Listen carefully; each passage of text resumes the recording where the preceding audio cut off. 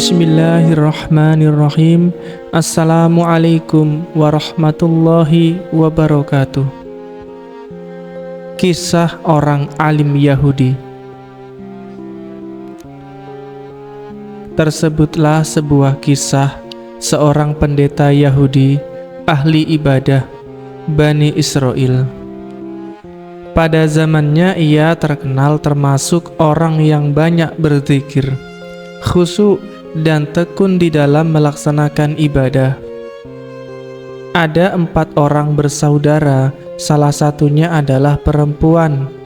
3 bersaudara akan berangkat perang. Mereka mencari siapa orang yang bisa meramut, menjaga keamanan saudara perempuannya tersebut.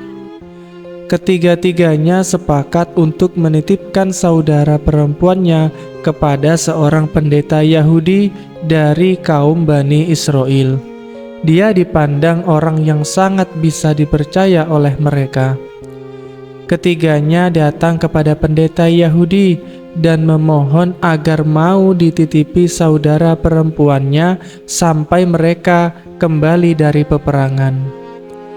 Tidak semudah yang mereka bayangkan.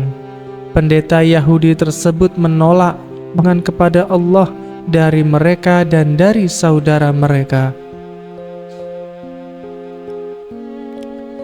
Ketiganya tidak henti-hentinya memohon kepadanya agar dia mau dititipi saudara perempuan mereka. Sampai akhirnya pendeta Yahudi tersebut mau menuruti kehendak mereka. Kemudian pendeta Yahudi berkata, "Tempatkanlah saudara perempuanmu itu di rumah yang berhadapan dengan tempat ibadahku ini." Mereka bertiga menempatkan saudara perempuan mereka di rumah yang dimaksud. Kemudian mereka pun pergi berangkat perang. Sedangkan si gadis dalam peramutan pendeta Yahudi. Tiap harinya, pekerjaan pendeta Yahudi turun dari tempat ibadahnya melayani si gadis, mengantarkan makanan di dekat pintu tempat ibadahnya. Ia mengunci kembali pintunya dan naik ke loteng tempat ibadahnya, kemudian menyuruh si gadis untuk mengambil makanan yang telah disediakan. Dan si gadis pun keluar mengambil makanan tersebut. Iblis berusaha terus melemahkan hati pendeta Yahudi sambil menghias-hiasi. Menyenangkannya bahwa ia telah melakukan suatu kebaikan dan menganggap masalah besar keluarnya si gadis dari rumahnya di waktu siang, dan menakut-nakutinya kalau sampai ketahuan oleh seseorang bisa diganggunya. Kemudian iblis membisikkan lagi tipu dayanya. "Wahai pendeta Yahudi, jika kamu berjalan keluar dari tempat ibadahmu dan meletakkan makanan di dekat pintu rumah si gadis, ini lebih besar pahalamu." Nah, iblis membisikkan tipu dayanya sehingga pendeta Yahudi tersebut melakukannya, yaitu membawakan makanan dan meletakkannya di pintu rumah si gadis. Tetapi dia tidak mengajak bicara sama sekali. Keadaan yang demikian berjalan terus beberapa saat. Iblis lagi-lagi membisikkan pujiannya kepada si pendeta Yahudi yang telah menuruti kehendaknya, bahwa dia telah melakukan amalan yang lebih baik dan dia pasti mendapat pahala yang besar. Setelah itu iblis mulai lagi membisikkan keinginannya. "Wahai pendeta Yahudi, jika kamu membawakan makanan si gadis langsung dimasukkan dalam rumahnya, maka itu lebih baik lagi dan pahalamu juga lebih besar." Maka tidak henti-hentinya si iblis membisikkan ke dalam hati pendeta Yahudi, sehingga dia pun akhirnya membawa makanan si gadis dan meletakkannya di depan rumahnya. Dibiarkan keadaan seperti itu sampai beberapa lama. Kemudian iblis datang lagi, memuji-muji perbuatan si pendeta Yahudi dan menganjurkannya bahwa jika kamu mau mengajak bicara kepada si gadis, bercerita tentang apa saja yang bisa diceritakan, maka berarti kamu telah melakukan perbuatan yang bisa memikat hatinya. Begitulah si pendeta Yahudi terus-menerus berbicara kepada si gadis dari atas loteng tempat ibadahnya, benar-benar bisa menarik perhatian si gadis. Kemudian setelah itu iblis datang lagi dan berkata, "Alangkah baiknya jika kamu turun dari loteng dan duduk di pintu tempat ibadahmu, serta si gadis di pintu rumahnya. Mintalah kepada si gadis untuk bercerita apa saja yang bisa diceritakan, agar hatinya senang dan puas."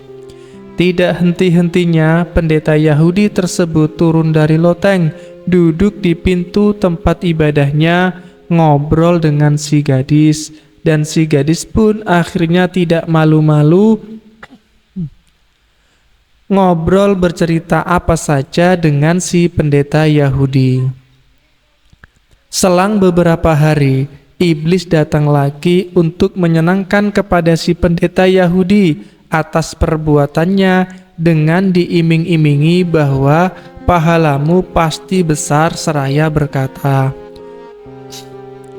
"Wahai pendeta Yahudi, alangkah baiknya jika kamu keluar dari pintu tempat ibadahmu dan mendekat ke pintu rumah si gadis sambil ngomong-ngomong dengan si gadis agar dia puas dan senang." Si pendeta Yahudi itu pun menuruti dan melakukan apa yang telah menjadi bisikan iblis kepadanya. Iblis datang lagi memuji-muji kebaikan si pendeta Yahudi dan menghias-hiasinya bahwa dia dapat pahala besar sambil berkata, "Wahai pendeta Yahudi, alangkah baiknya jika kamu mendekat lagi dan duduk di pintu rumah si gadis. Si gadis tidak perlu keluar rumah, yang penting kamu bisa bercerita, ngobrol apa saja dengannya." Lagi-lagi pendeta Yahudi mau melakukan bisikan iblis tersebut sampai beberapa lama. Melihat keadaan seperti itu, iblis tambah senang karena usaha yang dilakukannya mendekati berhasil. Dan ia pun datang lagi ke tempat pendeta Yahudi dan berkata, "Wahai pendeta Yahudi, alangkah baiknya jika kamu masuk ke rumah si gadis, bercerita apa saja sambil menikmati kecantikan wajahnya." Si pendeta Yahudi ibarat onta yang sudah dikeluh, menuruti bisikan iblis. Seharian di rumah si gadis, kalau datang waktu malam, dia pun naik ke loteng untuk beribadah. Kemudian datang lagi si iblis, tidak henti-hentinya menghias-hiasi perbuatan pendeta Yahudi, sehingga si pendeta Yahudi memegang paha si gadis dan menciumnya. Iblis semakin bersemangat menggodanya. Si gadis kelihatan semakin cantik di mata pendeta Yahudi, dan sebaliknya si pendeta Yahudi juga kelihatan semakin gagah pada pandangan si gadis. Keadaan seperti itu berlangsung lama. Kedua-duanya tidak bisa menahan lagi, hingga pada akhirnya mereka berdua terjatuh pada perbuatan zina. Waktu demi waktu, hari berganti hari, minggu berganti minggu, kedua insan berlainan jenis itu terus melakukan perbuatan tercela yang diharamkan agama, hingga perempuan itu hamil dan melahirkan seorang bayi laki-laki. Iblis tidak berhenti mengganggu begitu saja. Dia kembali datang ke tempat pendeta Yahudi dan berkata, "Wahai pendeta Yahudi, bagaimana nanti kalau saudara gadis ini datang dari peperangan? Kamu pasti tidak aman, kamu pasti dibuat malu oleh mereka. Maka dari itu kamu supaya aman, bunuh saja bayi itu dan kuburlah dalam rumah." Dan dia, si gadis, pasti menyimpan rahasia ini karena takut ketahuan telah punya anak tanpa menikah. Pendeta Yahudi belum sempat berpikir, Iblis menambahkan bisikannya, "Wahai pendeta Yahudi, apakah kamu yakin bahwa si gadis akan menyimpan rahasia ini dan tidak menceritakan kepada saudara-saudaranya? Oleh sebab itu, bunuh saja sekalian gadis itu, kuburkan di dekat kuburan anaknya, dan tutuplah dengan batu besar." Dalam benak pendeta Yahudi membenarkan perkataan iblis yang disampaikan kepadanya. Kemudian ia melaksanakan apa yang telah menjadi bisikan iblis itu. Setelah itu dia pun naik ke loteng untuk beribadah. Beberapa hari kemudian, saudara-saudara gadis itu datang dari perang. Kemudian pergi ke rumah pendeta Yahudi dan menanyakan tentang saudara perempuan yang dititipkan kepadanya. Pendeta Yahudi menceritakan bahwa adiknya sudah mati, sambil menunjukkan tempat kuburannya. Tanpa menaruh rasa curiga, mereka bertiga pulang ke rumah keluarganya masing-masing.